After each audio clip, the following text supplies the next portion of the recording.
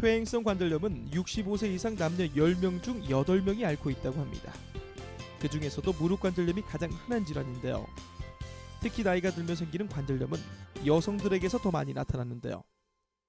나이가 들면서 관절 연골에 약화와 변형이 발생하게 되는데, 이렇게 약해진 관절 연골은 가벼운 외상에 의해서도 관절 연골의 손상이 가속화되기 때문에 퇴행성 관절염은 노인들에서 주로 발생하게 됩니다. 우리나라의 경우에는 좌식 생활을 주로 하고 가사 노동이 주로 쪼그려 앉아서 일을 많이 하다 보니까 여성들의 골관절염 빈도가 더 높을 수밖에 없습니다. 무릎 소리는 대부분 일회성이 그칩니다. 하지만 무릎에서 소리가 지속되고 붓거나 통증이 동반되면 관절에 이상이 생겼다는 경고음이 될 수 있습니다. 무릎에서 소리가 나는 환자 10명 중에 1명은 무릎에서 문제가 생긴 경우라고 하는데요. 무릎에서 나는 소리의 대부분 원인은 대퇴골과 슬개골 사이의 관절에서 나는 것인데요. 이것은 우리가 흔히 말하는 무릎 관절과는 다른 관절입니다. 이 관절은 주로 무릎을 펼 때 사용되어지고요. 대개 소리가 난다 하더라도 아픈 경우는 거의 없습니다. 통증이 동반되거나 무릎을 굽히거나 펼 때 소리와 함께 관절이 잠기는 현상이 생긴다면 이때는 연골판 손상이나 또는 관절염을 의심해 볼 수가 있습니다. 주로 내리막길이나 계단을 오르내릴 때 통증이 있게 되는데 점점 진행이 되면 무릎 관절 모양이 변하게 됩니다.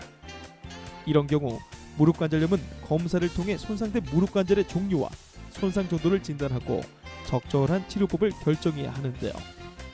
관절염 치료는 약물 치료, 물리 치료, 운동요법과 같은 보존적 방법과 수술요법이 있습니다. 비교적 초기 관절염의 경우에는 약물 치료나 물리 치료, 운동요법 등을 사용해 볼 수 있지만 골 변형이 동반된 중기 이후의 경우에는 수술적 치료를 해야 하겠습니다. 수술적 치료 방법 중에서는 내시경적 방법, 그리고 연골 이식 수술이나 연골 성형 수술, 그리고 관절의 모양을 바꿔주는 교정 절골 수술, 그리고 아주 심한 퇴행성 골관절염에서 시행하는 인공관절 전치환 수술이 있겠습니다. 여기서 중요한 것은 모든 환자에게 똑같은 효과적인 치료법은 없다는 것입니다. 각각 환자의 상태에 따라 어떤 치료법을 쓸지 결정하는 이러한 과정이 관절염 치료에서 가장 중요하다고 할 수 있습니다. 50세 이상이 되면 연골이 약해져 있어서 가벼운 외상에도 연골 파열이 일어납니다. 뜨끔하는 경우나 등산에서 내리막길을 걷다가 무릎이 가볍게 뒤틀린 경우에도 일어날 수가 있는데요. 연골이 손상된 경우는 초기엔 운동요법이나 약물요법, 깁스 등의 고정요법으로 치료할 수가 있습니다. 퇴행성 골관절염은 초기인 경우에만 보존적 치료가 가능하고, 만약 진단이 늦어져서 골 변형을 동반하는 중기 이후의 상태에서 진단이 되면 수술하지 않고 치료한다는 것은 거의 어려워집니다.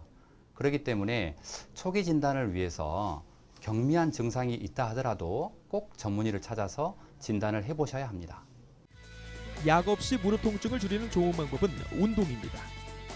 무릎 관절을 자연스럽게 움직이기 위해서는 뼈와 연골, 근육 같은 관절 조직이 제 역할을 잘 해줘야 되는데요.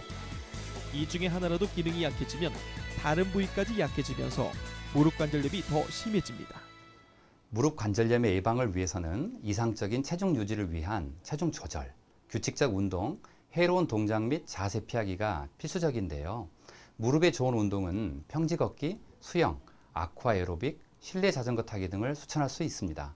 적당한 운동량은 사람마다 다르지만 일반적으로 서서히 운동량을 증가시키고 하루에 2시간 이내로 일주일에 3일에서 5일 정도 시행하고 운동 후에 불편감이 2일 이상 가지 않도록 주의해야 합니다.